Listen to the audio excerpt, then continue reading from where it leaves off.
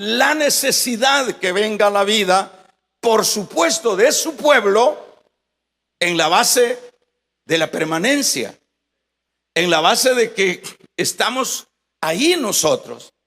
Por ejemplo, cuando iban a meter a los 3 hebreos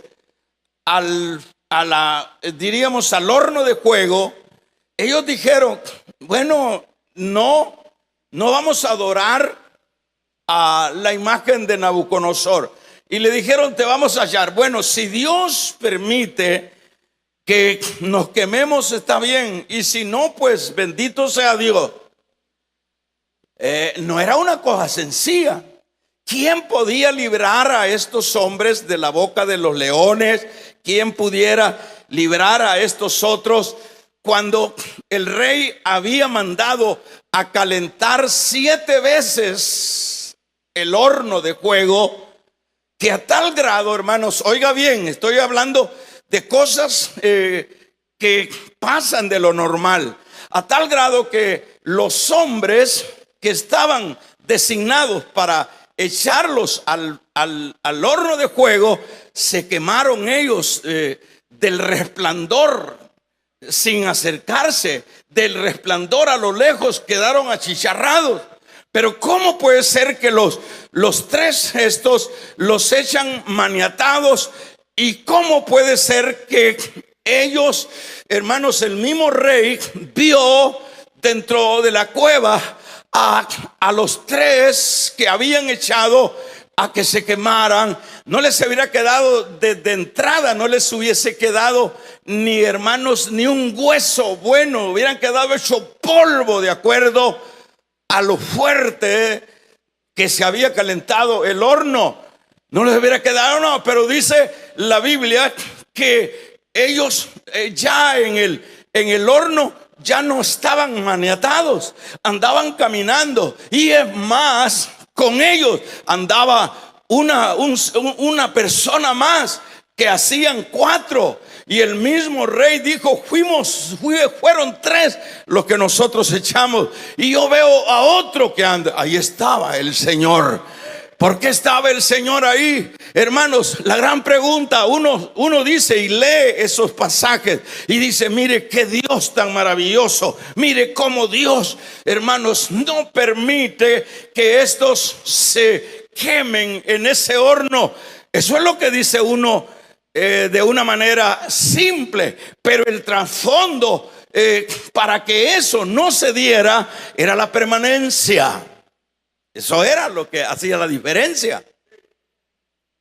Eso es lo que hace la diferencia. La permanencia, ¿verdad? Por ejemplo, veíamos y decíamos el caso de Pablo. ¿Por qué Pablo? Si hablamos de él, porque, ¿verdad? Aquí él es el que está escribiendo. ¿Por qué Pablo, en su necesidad, por ejemplo, cuando él está preso, luego de que lo han azotado, ¿por qué es que se abren las puertas de la cárcel?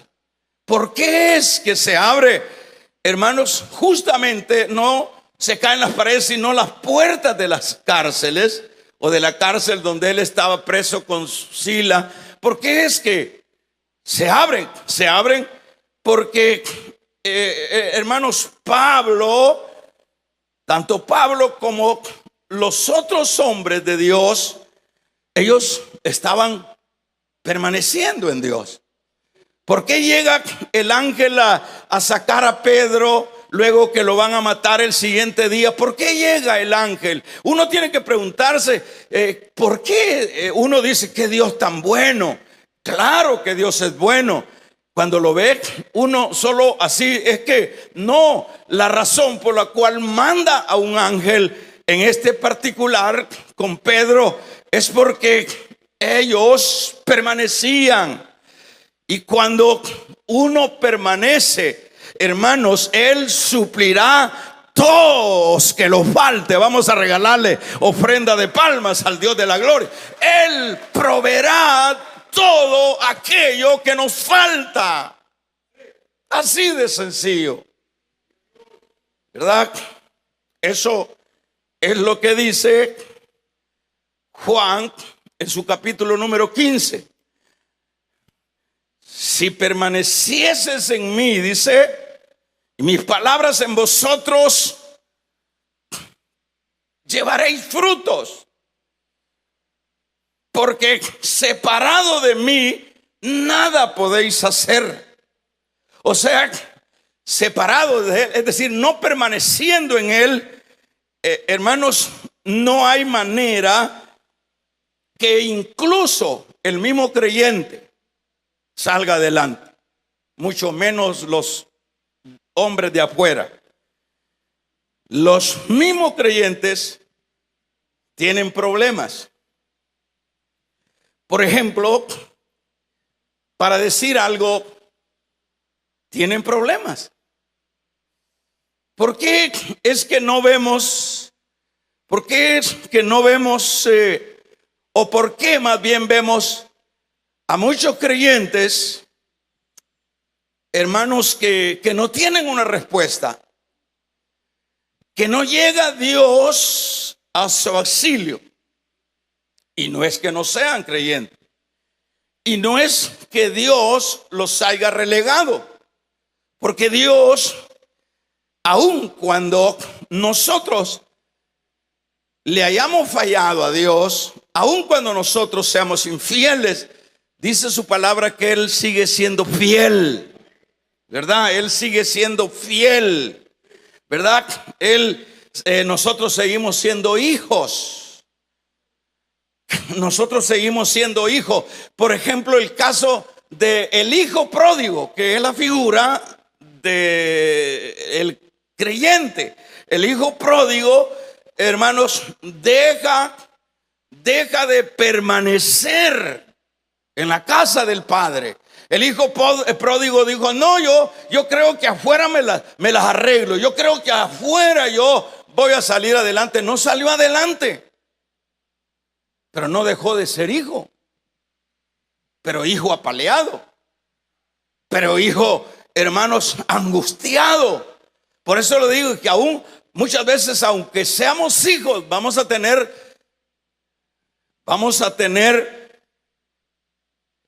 la mala experiencia que Dios no va a responder. Pero hermano, ahí hay un versículo que dice: clama a mí y yo responderé. Pero ¿a quién le va a responder el Señor? Vamos a regalarle ofrendas de palmas al Dios de la gloria. ¿A quién le va a responder el Señor? A los que están adentro, a los que están. Eso es lo que dice el Salmo 91. El que habita, el que permanece, dicho de otra manera, el que habita al abrigo del Altísimo morará bajo la sombra del Omnipotente. Diré yo a Jehová: esperanza mía, castillo mío, en quien confiaré. Él te librará del lazo del cazador. Vamos a regalarle otra ofrenda de palmas al Dios de la gloria. ¿A dónde está la clave? En la permanencia. Ahí está la clave, en la permanencia. No hay para dónde perderse.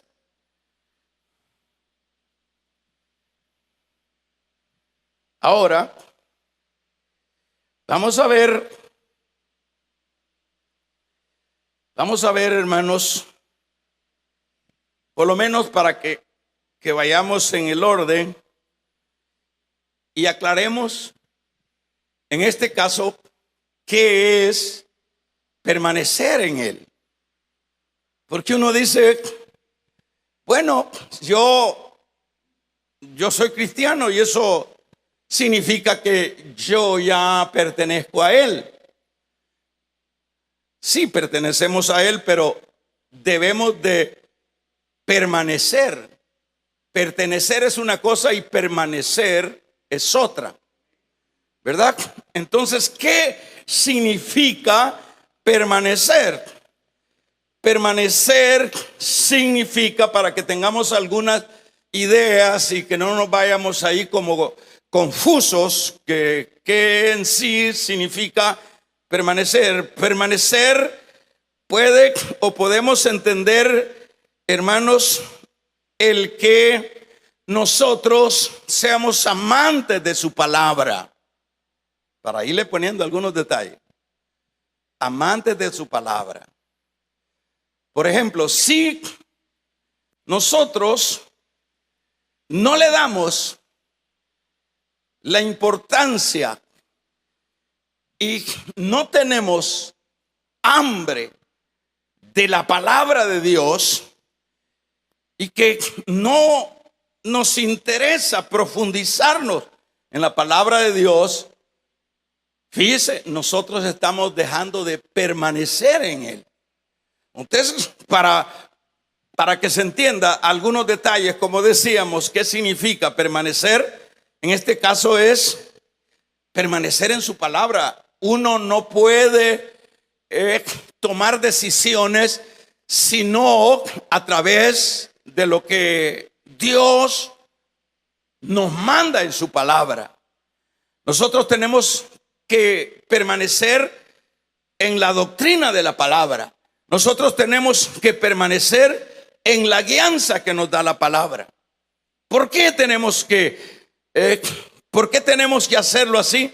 Bueno, porque eso nos trae el beneficio que en la necesidad Él nos va a suplir de todas las cosas que nosotros necesitamos. Entonces, vamos a ver, necesitamos permanecer en su palabra. Muchas veces nosotros somos tan emocionalistas que vivimos desarrollando la vida por emociones. Por emociones decimos, yo siento que Dios me dice esto. Así decimos nosotros, yo siento que yo me voy a casar con esta o con este, porque yo lo siento. Dice el otro, yo siento que Dios me impulsa a este negocio. Yo siento que Dios me impulsa a esta otra cosa. Nuestra manera de desarrollar la vida es a través de emociones. Aquí no se trata de emociones, y no estoy diciendo que no somos personas emocionales. De hecho, tenemos esa composición. Lo que estoy diciendo es que nosotros no podemos tomar decisiones a raíz de emociones o de lo que el corazón dice que nosotros tenemos que hacer. La palabra dice, hermanos, el corazón es el más engañoso de lo que nosotros podemos pensar. Eso lo dice la palabra, no lo digo yo. Vamos a regalarle ofrenda de palmas al Dios de la gloria. Entonces, ¿qué es entonces permanecer en la palabra? Que nosotros no estemos esperando que un ángel, Dios mande un ángel para decirnos, haz esto. No estemos esperando una revelación para que nosotros, una revelación del cielo para decir, Dios, no necesitamos revelaciones. Hermanos, ahora ya Dios en este compendio de estos 66 libros ha dejado la guianza, ha dejado su palabra. Hermanos, dice su palabra, lámpara es a nuestros pies y es lumbrera a nuestro camino. Pero como no, la Biblia ahí la tenemos botada, a quien le vamos a consultar es al pastor, es al otro que dice que tiene, hermanos, revelaciones, es a la palabra. Eso significa permanecer en Dios, permanecer en su palabra. ¿Verdad? Lo que viene uno y lee, dice, si la palabra dice ser santo, bueno, yo voy a ser santo. Podemos hablar también, aparte de permanecer en la palabra, como estoy diciendo, ¿qué significa permanecer? Es, hermanos, serle fiel. Ser fiel a Dios. Ser fiel a Dios. Que eso es lo que más cuesta. Eso es lo más costoso. Por lo general, las personas hermanos, somos fieles en algunos meses, en algún tiempo, pero luego dejamos de serle fiel al Señor. Dejamos de serle fiel al Señor y ¿qué pasa? Es decir, no estamos permaneciendo en la fidelidad. Por ejemplo, regresando al ejemplo de el caso de los 3 hebreos, eso es fidelidad. Ellos dijeron, si nos salva Dios, está bien, y si no nos salva Dios, Nabucodonosor, rey Nabucodonosor, de todo modo nosotros no adoraremos tu estatua, no lo vamos a hacer. ¿Por qué? Preguntémonos, ¿por qué no lo hacen ellos? Porque ellos aún en las condiciones que estaban, es que no podemos esperar buenas condiciones para serle fiel a Dios. Tenemos que serle fiel a Dios en las buenas y en las malas. Vamos a regalarle ofrenda de palmas al Dios de la gloria, en las buenas y en las malas. Fidelidad. Así yo soy fiel si tengo la refrigeradora llena, Señor. Soy fiel, Señor, si tengo buena familia. Soy fiel, Señor, si tengo buena casa. No, la fidelidad debe de ser en las buenas y en las malas. Aún enfermo. Es interesante de qué manera Job, aún con esas tormentas que le vinieron, el hombre, usted va a ver en el libro de Job, en ningún pasaje del libro de Job, primeramente, encontramos nosotros que diga ahí Job, Dios saname. Dios saname.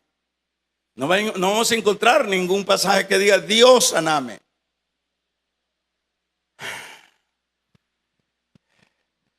Y Job pudiera argumentar de su apego a Dios, de su temor a Dios.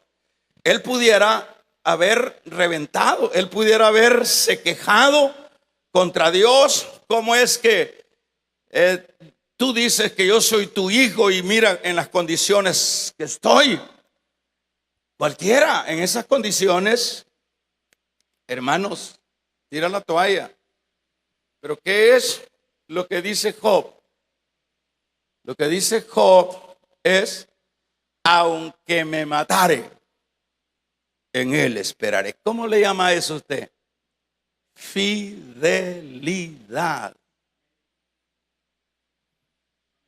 Aunque me matare, en él esperaré. Ahí nosotros vemos.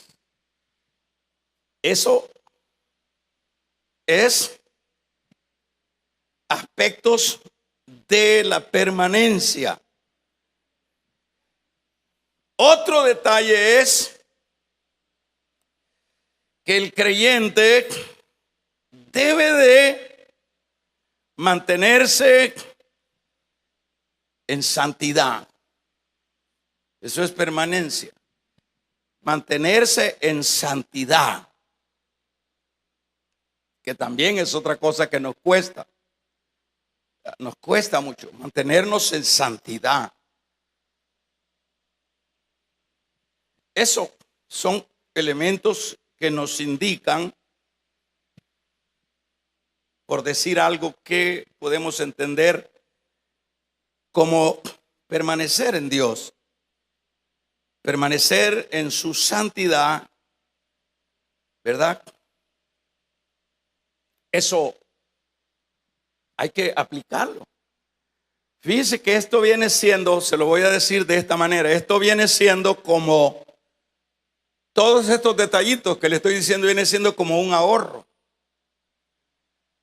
Por lo menos, si nosotros tenemos la actitud de ahorrar, ¿verdad?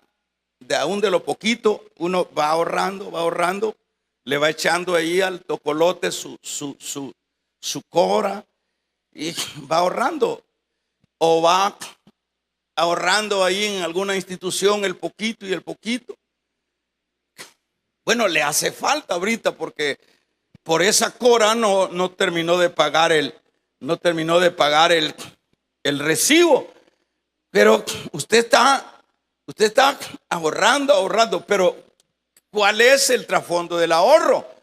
Que en el momento, ¿verdad? En el momento de la escasez, en el momento cuando usted fue a tocar una puerta y no se la abrieron, usted fue a decir allá, ayúdame, y le cerraron, hermanos, lo que pudiera ser las puertas para hacerle un favor. Entonces usted dice, yo tengo ahí un asuntito de acuerdo a lo que hayamos ahorrado. Pero si de una vez agarramos el sueldo y lo reventamos y lo mal invertimos, en el momento de la prueba no vamos a tener a dónde ir a buscar el chanchito de la alcancía. No vamos a tener porque no fuimos previsores.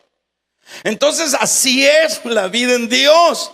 Hermanos, cuando nosotros estamos permaneciendo en las diferentes áreas de la vida, nosotros estamos ahorrando. Damos un gloria a Dios. Nosotros estamos creando una actitud de ahorro. ¿De ahorro en qué sentido? De ahorro que cuando viene el problema, viene el Señor y dice, vamos a ver cuántos estos han permanecido. Se lo voy a decir de esta otra manera. Vamos a ver cuánto estos han ahorrado.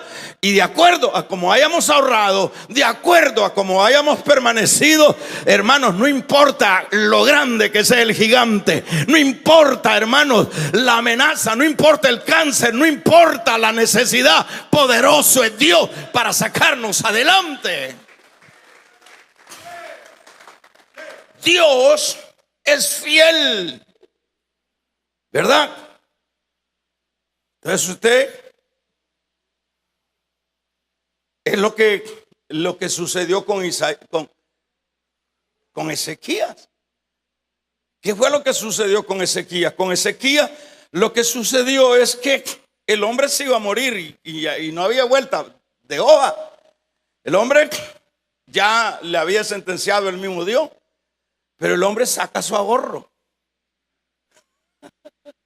El hombre saca de la bolsa su ahorro y le dice, Señor, mira cuánto te he servido. He sido fiel, he estado permaneciendo en el servicio. Vamos a regalarle ofrenda de palmas al Dios de la gloria. Mira, Señor, lo que he estado haciendo. Y dijo el Señor, sí, es un buen ahorro.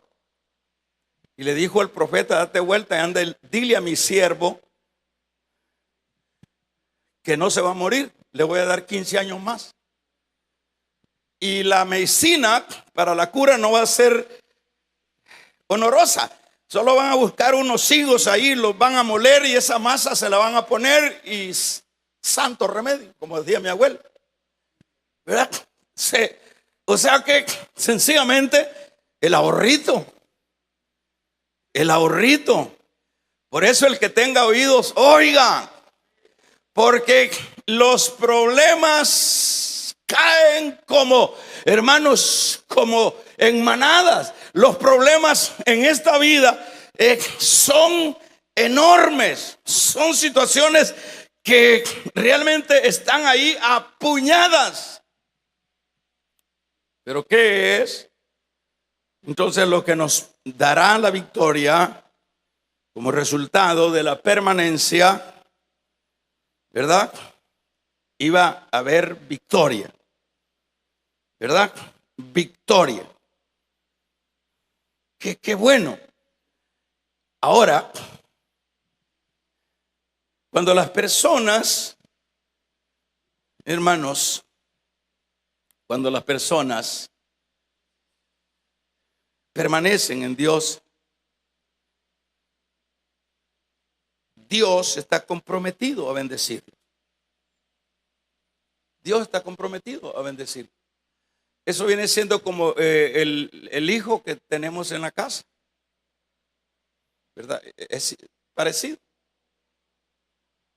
Él está bajo nuestra responsabilidad y como está bajo la responsabilidad de sus padres están pendientes, se enferma, el papá o los padres están pendientes de eso. Están estudiando, sus papás están pendientes de eso.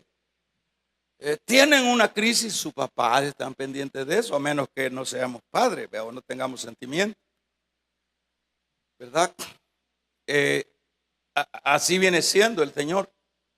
Dice, bueno, mi hijo, mi hija tiene este problema. Por eso decimos que cuando permanecemos, Dios está comprometido a bendecirnos. Dice, yo no te voy a dejar.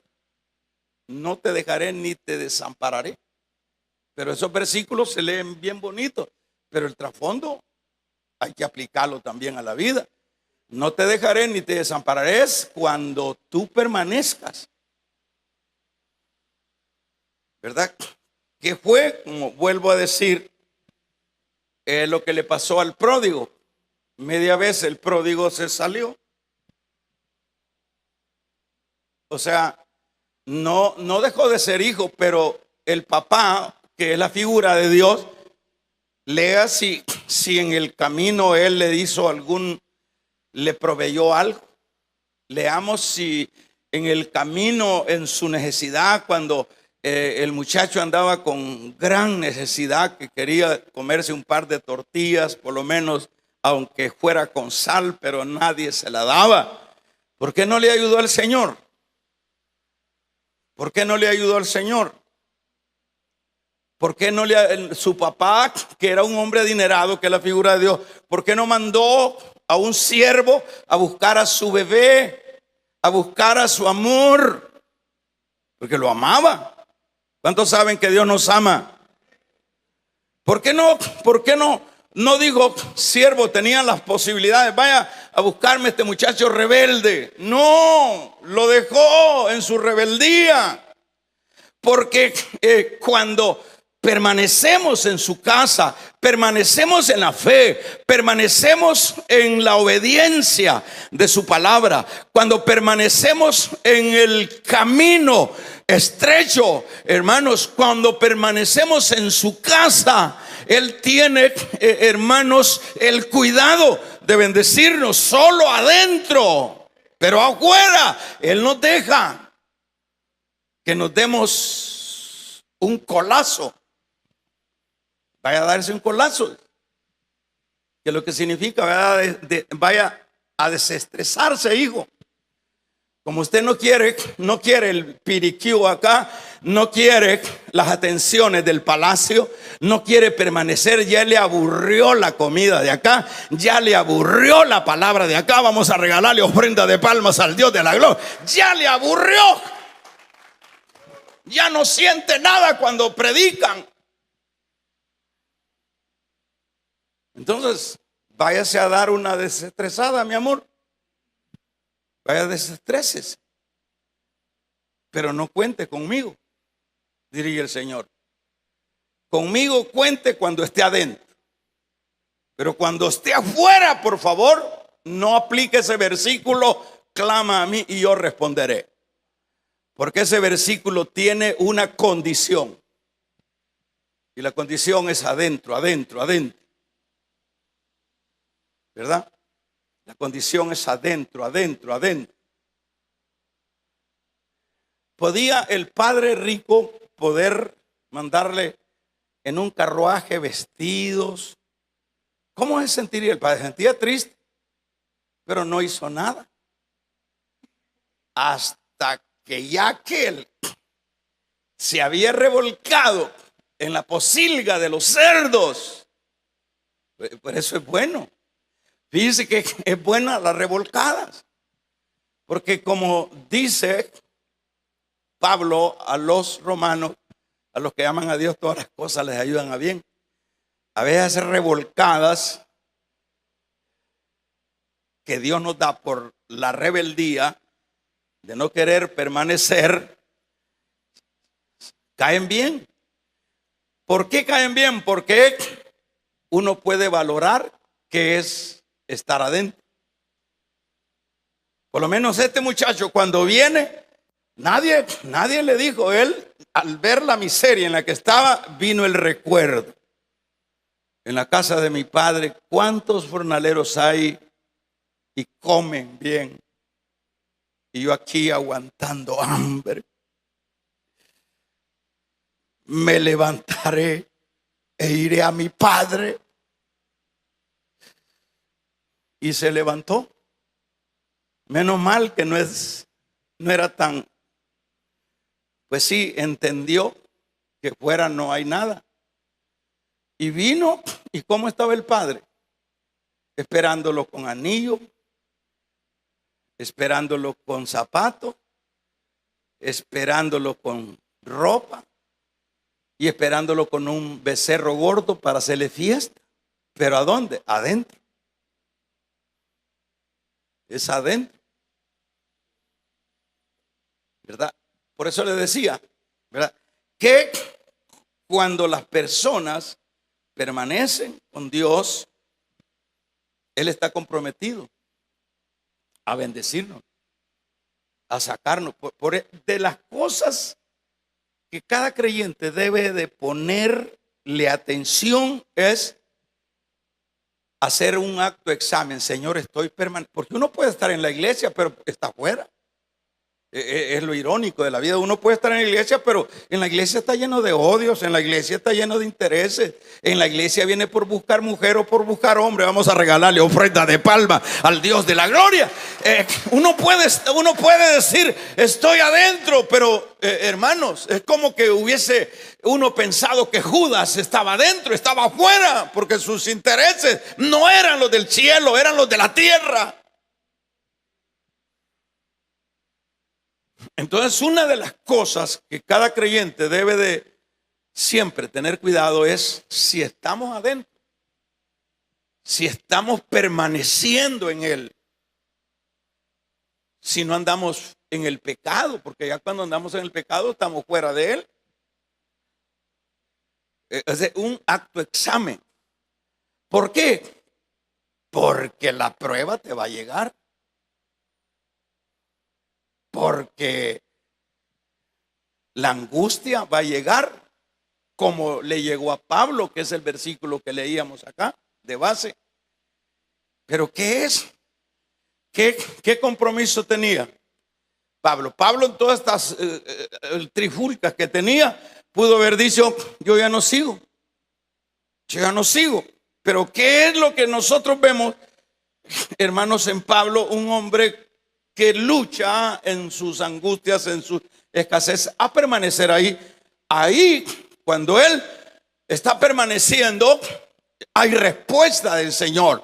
¿Quién podía liberar a Pablo de la cárcel luego de que medio lo habían matado? ¿Quién podía liberar a Pedro porque el siguiente día lo iban a entregar a muerte?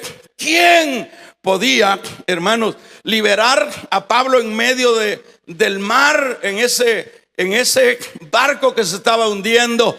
¿Quién podía ayudar al apóstol? ¿Quién podía? Solo Dios. Dios en medio de la cárcel de Filipo, hermanos, manifestó su poder. Dios en medio de la cárcel en la cual estaba Pedro, manifestó Dios su poder. Y no solo su poder, mandó a un embajador, mandó a un ángel. ¿Cómo puede ser que Dios, usted cree que Dios tiene ángeles en la banca? No, Dios no tiene, todos están ocupados. Pero es tanto, hermanos, el deber y el compromiso que tiene Dios con los que permanecen en Él, que no importa, le dice: ángel, vaya usted, vamos a regalarle ofrenda de palmas al Dios de la gloria. Vaya usted, ángel, porque es mi siervo. Qué precioso es estar adentro. Entonces, eso es lo que necesitamos. Adentro Dios tiene, hermanos, el compromiso de bendecirnos. Afuera Ahora, todos queremos las bendiciones de Dios en todas las áreas. Pero ¿qué pasa? No queremos permanecer. Empezamos bien, siendo santos por un tiempo. Ese es el mal, que como cristianos no entendemos que la única manera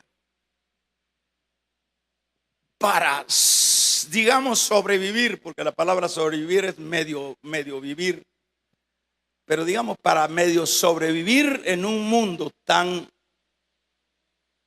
hermanos, tan destructivo, tan lleno de maldad, la única es adentro.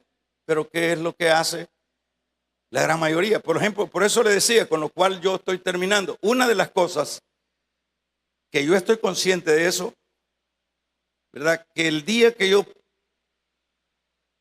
cruce la raya roja, eso estoy muy consciente yo. El día que yo cruce la raya roja, la línea roja, ya estoy en problemas. Y estoy en problemas en todas las áreas. ¿Por qué estoy en problemas? Porque estoy afuera. Si media vez salga para afuera, que te vaya bien, le dice Dios. Y ahí si no aguantas, aquí está tu casa. Aquí está. Entonces, en este sentido, el problema es que la gente no quiere permanecer. Unos días. Y si usted pregunta, la mayoría de gente, hermano, lo más que puede perseverar dentro de la iglesia hoy en este tiempo, por lo menos ustedes, no estoy profetizando, pero sospecho que dentro de algunos años, si Cristo no ha venido, muchas caritas de ustedes a saber a dónde van a andar. Así como lo oye. Sospecho nada más, yo no estoy profetizando. Y se lo digo en base de que yo he visto caras que llegan acá y caras que salen para afuera.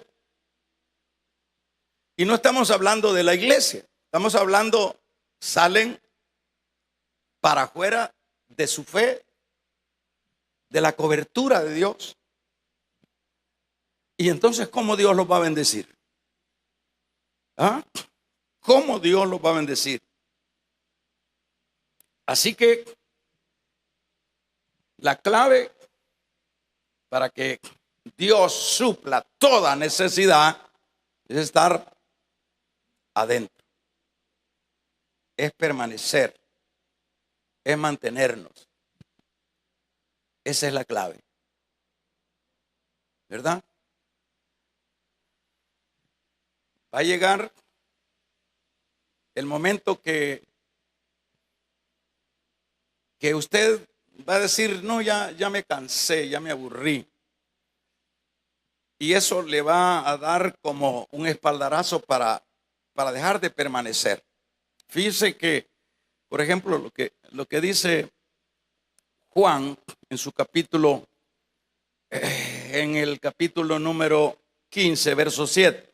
Fíjese, dice, si permanecieres en mí y mis palabras permanecen en vosotros, dice luego, pedid todo lo que queréis y será hecho. ¿Cuál es la condición ahí? Permanecer.